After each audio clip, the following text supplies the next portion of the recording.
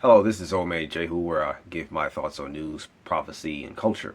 So, when it comes to Israel, has announced that they're announcing that they want to do strikes, according to perform strikes again, uh, according to CNN. Now, also Iran is talking about, regardless of what Trump does in his peace talks, they want to continue with doing their nuclear program, which will probably involve a weapon. So here's the thing when it comes to this. So no matter how good Trump is or whatever, there will be a war in Iran. There will be a when there will okay, there will be a battle that involves Iran getting its facilities taken out. Like the whole weapon, all the weapons in Iran is going to in that part of Iran is going to get taken out because there's a prophecy in the Bible about a place called Elam. Now, ancient Elam is located in the southwest part of Iran where the nuclear facilities are, and the Bible talks about it being the bow being broken in Elam in the latter days, meaning the weapons of Elam. Now, the weapons of Elam, which is in Iran. Now, here's the thing. I think it's going to happen before the time of Jacob's trouble, which is what they will call the Great Tribulation, which is also the time where the Antichrist rules, which is 3.5 years. So there's like a 7 year period in the which Daniel talks about in Daniel 9:26 and 27. In the halfway at the last 3.5 years, the midway point of that, it was where the abomination of desolation is where when the Antichrist is revealed. That's not important. It's not really important what the abomination of desolation is right now, but that's just the point is that's when the Antichrist is revealed. That's not when he comes into power. He comes into power before then, and he's at war before then, according to Daniel 11, with someone called the King of the South, who is south of Israel, who is more likely Egypt. All right, because Daniel 11 deals with the Seleucid and the Ptolemaic Empire. The Seleucid Empire is the king of the north, and the Ptolemaic Empire are the kings of the south. So the Seleucid Empire deals with the kings of the north because it's north of Israel, and the Ptolemaic Empire are the kings of the south. And the Ptolemaic Empire dealt with Egypt, and the Seleucid Empire dealt with like Syria, Turkey area. Now, the Syria, Turkey area is where the Antichrist is going to come from. I'm not saying he's necessarily going to come from Syria or Turkey, but he's going to come from that general area. And he is the 11th ruler. So there's a 10 ruler empire, and he's the 11th ruler that comes out of this empire. Now, here's the thing, and this is why I believe Iran is going to get dealt with before the time of the Antichrist instead of during the time of the Antichrist, because it talks about Elam getting dealt with in the day of the Lord, which is around the time of the Antichrist. So Paul in 2 Thessalonians chapter 2 talks about a time of peace and safety. All right, and there shall be sudden destruction. Now, a lot he's referring to Ezekiel 37 and 38 and 39, where it talks about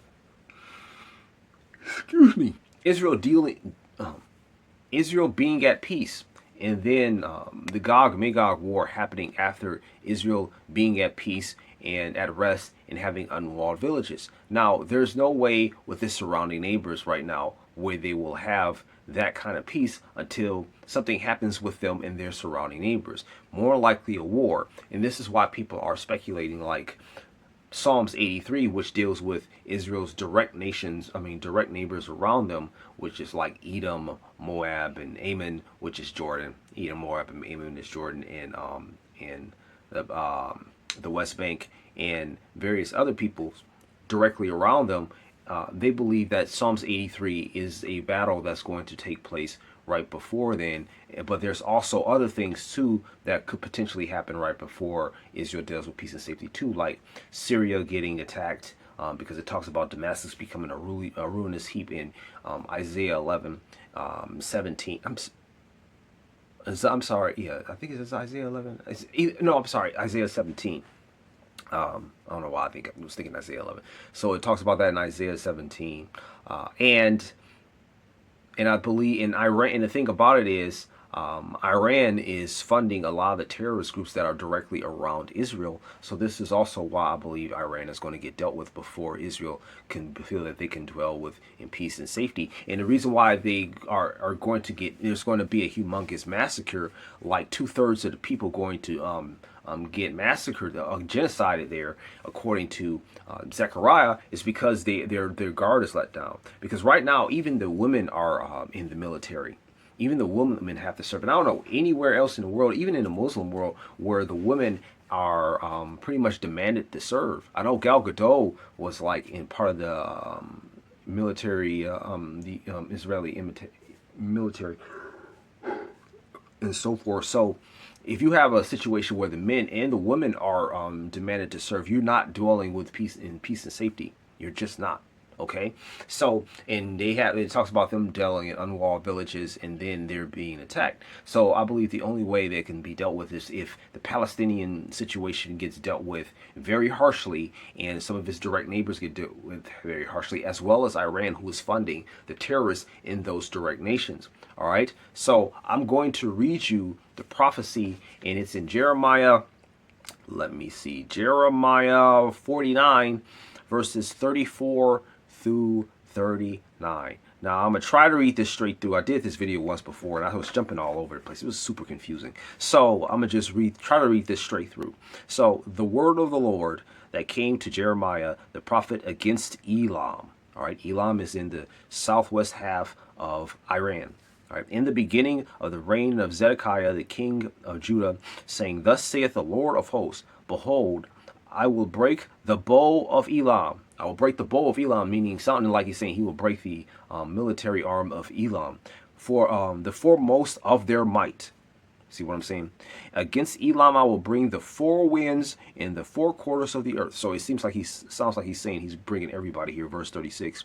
All right, and scatter them towards all those winds. There shall be no nation where the outcast of Elam will not go. So he will not only he will bring the four winds of the earth, but he will scatter Elam to the that section, at least that section of Iran, towards the four quarters of the earth. And I don't believe when he's saying Elam, he's talking about all of Iran. He's talking about that portion of Iran, and because it mentions later that of Persia, and Persia I believe is like the north eastern part of Iran. Don't quote me on that, but it's a completely different part of Iran. So anyways, verse 37, I will cause Elam to be dismayed before their enemies, before those who seek their life. I will bring disaster upon them. Okay, I think the part of this is being fulfilled where they have been having a lot of a lot of explosions recently. I think this is not going to be fulfilled all at once, but I think that this seems like it could be fulfilled progressively. I'll bring disaster upon them. My fierce anger, says the Lord, and I will send the sword after them. Okay, so let me just pull this up. Until I have consumed them, I will set my throne in Elam. Okay, so could be referring to two things. Number one, there's a big, humongous revival going on in Iran. Okay, a lot of people are coming to Jesus. When I was talking to one evangelist, and he was saying this is one of the easiest places to win souls is in Iran. But there's like a disconnect between the people of Iran versus the government of Iran, because I've even heard where the people of Iran are very pro-Israel versus the government of Iran, which is a completely different thing. So let me just read verse 38. I will set my throne in Elam. I will bring, and if I hadn't said this before, the second way this can be fulfilled is during the millennium. All right, when Jesus comes back and rule and reign on the earth, which we know that's kind of the ultimate fulfillment. We know that he's going to rule and reign from Israel, but he is also going to have great authority in that area also. He's going to have authority over the whole world, in essence. I will destroy from their king. All right, I will destroy from there the king and the princes, says the Lord. So he will deal with the governmental system, which is the thing that happens to be a problem for a lot of people. But it shall come to pass in the latter days. So this is not fulfilled in the past, but this is being fulfilled more recently. And I will bring back the captives of Elam, says the Lord. So after they get dispersed, they will come back to that area.